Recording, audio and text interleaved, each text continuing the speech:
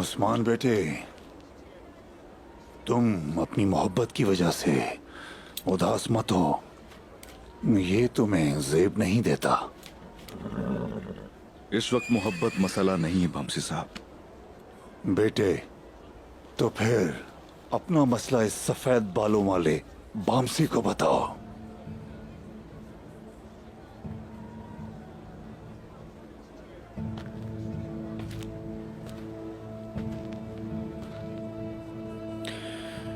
शेख अदब अली मुस्तरद कर चुके हैं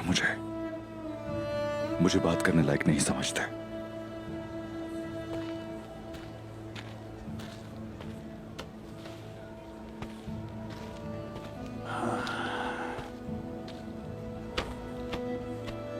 बेटा, शेख अदब अली एक आला शख्सियत हैं। आला शख्सियत का दोस्त बनना मुश्किल होता है। कोई तो वजह होगी इसकी।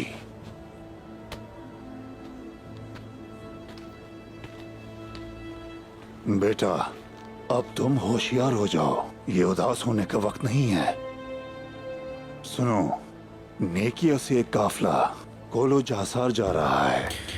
तो वो समझ गए कि वो एक तंग गोशे में है। वो जो समझते हैं वो उनका मसला है। दोनदार साहब ने क्या किया है? हमला करने का फर्ज बतूर को सौंपा है। इससे जाहिर होता है कि वो बतूर के रास्ते खोलना चाहते हैं। सही फैसला किया है, बिल्कुल। पहले ही बहुत देर हो चुकी है। इंशाअल्लाह बातूर फतह के साथ लौटेगा।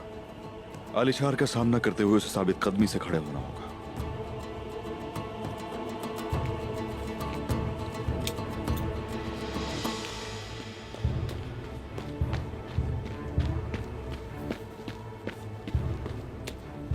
आका, अलीशार साहब वापस क्यों नहीं आ गए हैं? शुक्रिया बोरान। एक और बात है, अदब अली अपने साथियों के साथ नए बाजार में आबाद हो रहे हैं।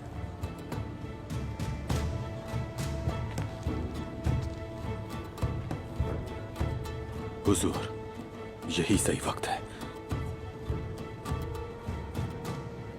काले घोड़ों पर सवार होते हैं।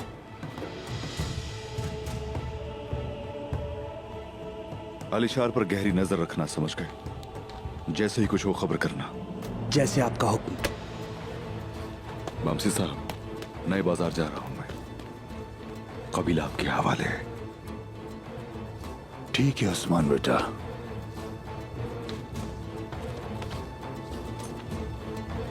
ये लो।